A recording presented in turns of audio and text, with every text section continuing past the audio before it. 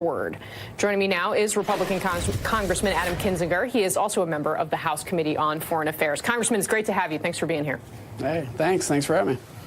What's your response to what Pompeo has said so far overseas? He also said that the relationship essentially predates the killing of Jamal Khashoggi and must go forward. Yeah, I agree with him. The Khashoggi killing is terrible, needs to be called out with clear eyes. I was critical of the administration for not doing that.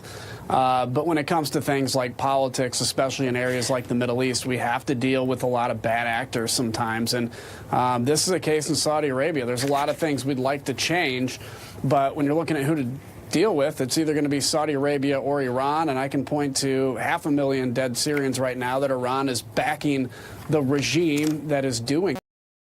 So, there's nothing pretty there. I hope they're more clear-eyed about it this time, but we do have to move forward with this relationship.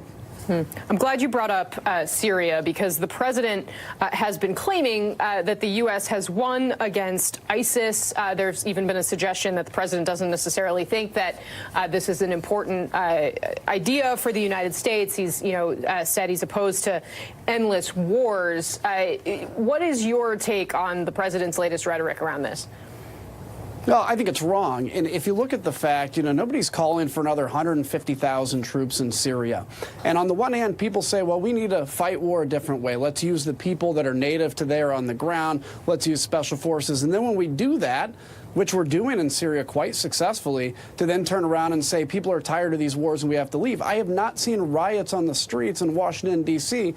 to say get out of Syria. We play a very important role there. We're keeping ISIS on its heels. By this announcement, you can embolden ISIS to recruit more people, because they can literally say, look, we just defeated the United States' will. You're also a good blocking position for Iran there. So, yeah, the administration's trying to say, well, we'll still have troops in Iraq and we can strike, and that's true. But I think the downside of pulling out of Syria is much bigger. I want to get out of Syria, but we have to do that at the right time, when the caliphate is crushed and when Iran is out of Syria. I want to ask you as well, this plays into the Syria question, honestly, the Russians and their potential influence over President Trump. We, of course, saw that bombshell report from the New York Times, but I'd like to ask you about the Washington Post report that the president has been concealing his conversations with Vladimir Putin from top U.S. officials. As a member of Congress, does that concern you? No one in the U.S. government is apparently able to access any records of these conversations.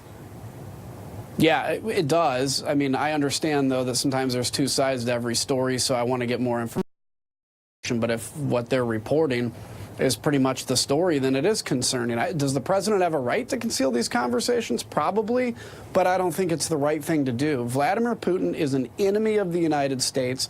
This administration, in many ways, has been pretty aggressive against the Russians, but this is something that I just don't, quite understand, why there's this hesitance to attack Vladimir Putin verbally, and so it would be concerning. I want to get all the information besides just a news story, but it certainly wouldn't make me happy if that's in fact what was going on.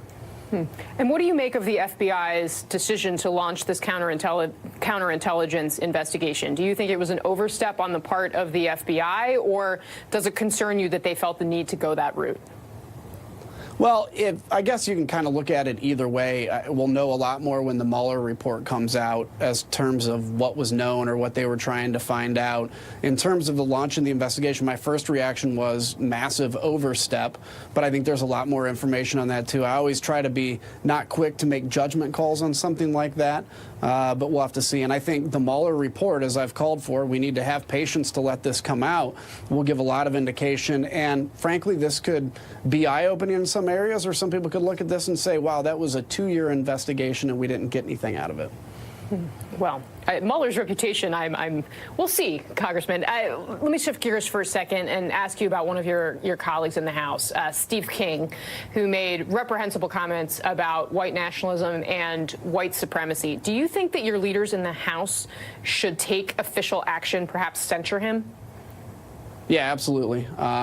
There's no place for that in the Republican Party. There's no place for that in the U.S. Congress. We are a country that was founded on different races, different nationalities, different religions.